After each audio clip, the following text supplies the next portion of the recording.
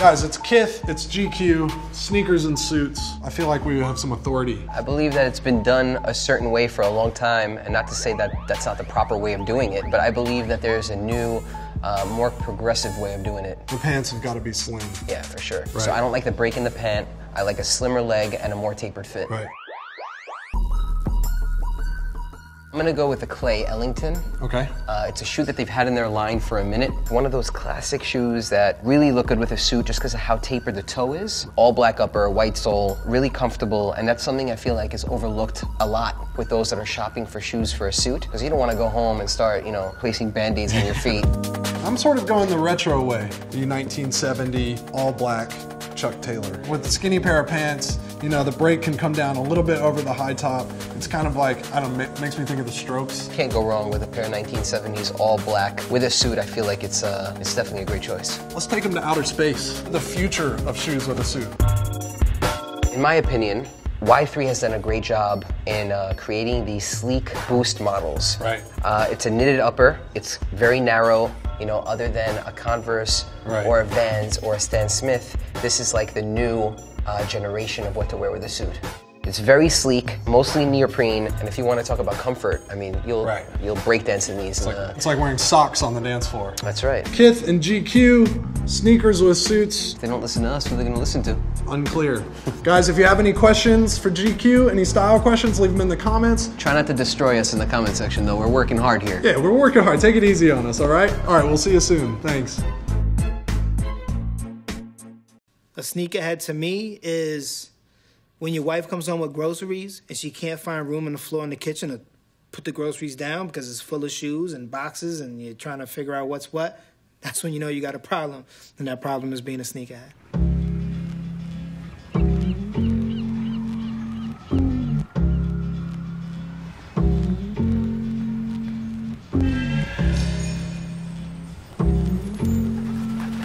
So I show up on the morning of, and it's just insanity. There's hundreds of people on the block. Cops are already there, and they're asking, what the hell's going on over here? And the kids would not move. And the cops are saying, if y'all don't move, we're gonna start arresting you guys. Kids been sleeping out there for 4 days. They're not moving, you know what I mean? So cops start arresting kids. And one kid was like holding on to the gate like he wouldn't let go. On top of that, there were people that brought weapons to the thing. They brought baseball bats, there were knives, there was a machete found, like a fucking jungle machete. We then had to set up a way for them to exit out the back door of our store, and the police actually set it up so that taxis were waiting outside the back. And the police were like, just get in the cab and get out of this neighborhood. And it's all over a pair of basketball shoes. Can I kick it? Yes, can I kick it? A sneakerhead is someone who learned Roman numerals by collecting Jordans. The word sneaker is usually attributed to Henry Nelson McKinney, an advertising man who popularized the phrase way back in 1917. Since Marquise Converse founded his classic company, kicks have transitioned from the playground all the way to the runway. As recently as 50 years ago, consumers had far fewer choices. You could get your Cons, first dubbed All-Stars, in high or low top and only made of canvas. They're everywhere. The German company Adidas, founded originally by the Dassler brothers, introduced leather and suede sneakers into the marketplace in the early 1970s. When pro players in the Harlem Rucker tournament started wearing them, an entire new world opened up. The early 80s saw the emergence of brands like Reebok and Puma, but the true watershed moments came in the mid-1980s. In 1984, the first Air Jordan dropped. On September 15th, Nike created a revolutionary new basketball shoe. On October 18th, the NBA threw them out of the game. Okay, so, but what's wrong with the coloring? What rule do we violate here? Well, it doesn't have any white in it. Uh-huh. Well, neither does the NBA. 2 years later, Run DMC released their hit song My Adidas and encouraged 16,000 fans to hold up their Adidas at Madison Square Garden. My Adidas, walk through traffic doors, head roll all over, trying to see him bust. I stepped on daily, and I aim on the people game, and the boy got played. The boom of signature kicks in this era provided the necessary elements to birth a community where the goal was to wear the freshest, hardest to find, limited edition models that have grown to almost mythic proportions. What began as a subculture is now omnipresent. I think you can definitely trace it connected to the growth of hip-hop, where white kids in the suburbs, they didn't want to look preppy anymore. They wanted to have a little more flavor because they love the music, so they want to dress like that, so they just bought the same sneakers. And I think that's absolutely the turning point. You know, you talk about the beginning stages of like the Adidas shell toe, Air Force One high. I think sport had a lot to do with that because sports along the way stopped being just about athletics. It became pop culture. So we looked at pop culture and made it mean something more to us than just average things like, is it good leather? So Run DMC, my Adidas, with the way they wore Adidas, they had the first endorsement deal for a non-athlete with the $1 million contract with Adidas. Hip-hop started going mainstream. Then what rappers wore started going mainstream. It's street culture. As hip-hop emerged and this new style culture that came along with the Jordans, skateboarding came along the same way and blended all aspects of design and street culture. Hip-hop, skateboarding, and sneakers have changed the world. Athletes wanted to be rappers, rappers wanted to be athletes, you know, like everyone had a clothing line and a record deal. Musician, entertainer, movie star, those things are seamless now. They've really merged.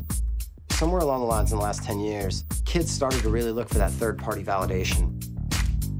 And because music is such a big cog in our cultural wheel, you pay attention to what these musicians are doing.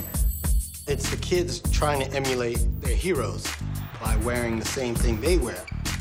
Their idols, their icons rock this. So for them, it's like, oh, it's a piece of them that I can take home with me and I can come correct. You know, I think you had a whole generation of people looking to wear sneakers whenever they possibly could. You know, and norms shifted.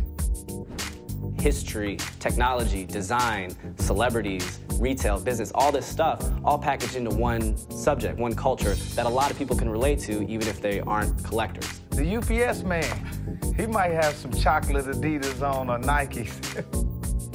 Sneakers are everywhere. Before we go any further, let's get a few simple terms out of the way. Colorway refers to the combination of colors used in a particular release. Retro is a shoe that has been reintroduced, sometimes with a few cosmetic differences.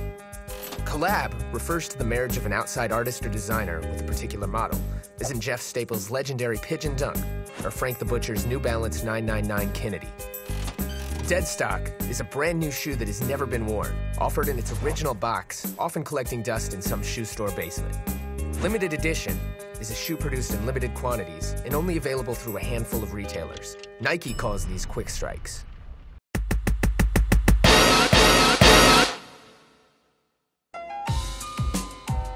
It's going to be hard to expand the business. People's closets are full. Storage units are full. Consignment shops are full. At some point, it's like, how many more shoes can you sell to the same kids? You know, I own a store, so I just see people coming in that last year weren't shopping for sneakers at all, you know what I mean? So I think it's just going to keep growing and growing. I've never seen people like my mom wear free and Flyknits and bright colored soles on their shoes. It's so big and it's so widespread. The people that aren't necessarily in the sneaker game, that I think that the future is definitely happening in front of us. If you open up the Chinese market, if you figure out India, the trick is selling to different people, not selling similar products to the same people.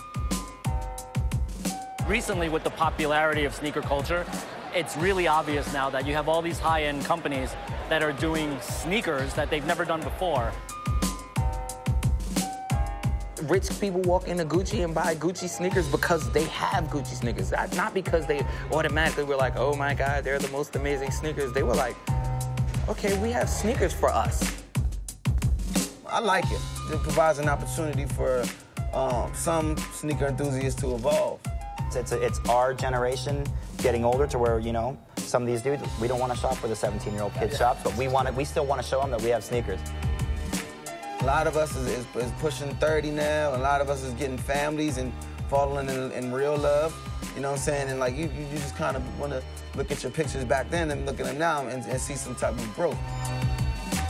The streets have been referencing the high end since day one. I just think now it's nice that there's an open dialogue and a conversation happening, you know? Besides being an enormous business, the sneaker culture is now an integral part of so many different worlds. From fashion to music to sport, kicks are everywhere. Sneakers has always been a reflection of like who you want to be, who you believe you are, or where you come from. How you're gonna represent yourself and how you're gonna portray yourself to the world through footwear is what sneaker culture is all about, really. That's the bottom line. Shoes define who you are. You know, sneakers are the status symbol for a generation that other generations don't understand.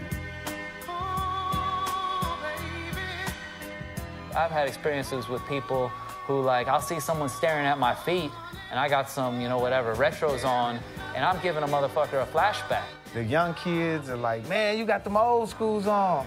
And the old schools is like, man. With a lot of sneakers, and especially the retro market, you have people who are grown trying to buy things that either they had when they were a kid or they wanted when they were a kid. I appreciate something because it looks good, it's well designed. All of the normal reasons that you would appreciate something, but I also have the other appreciation because I lived through it. Without getting a Harley Davidson or a convertible or looking like some guy with a midlife crisis, I think a way that you could really retain that youth is with sneaker culture. It's an opportunity for people to stay connected to, you know, the life they had when, you know, maybe things were less complicated.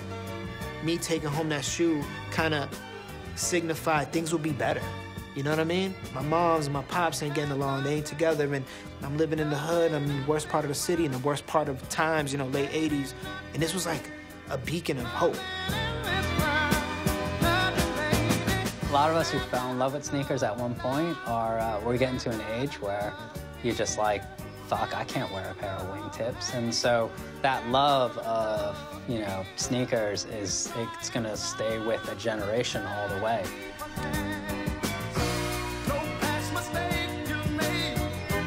Every time I break open a pair of shoes, man, like, I feel like a kid again, you know, like, I'm lacing it really carefully, and I used to do that when I was in 6th grade, you know what I mean? And I still do it that way to this day. I'm 39 years old now. I think I'm gonna feel that way for the rest of my life.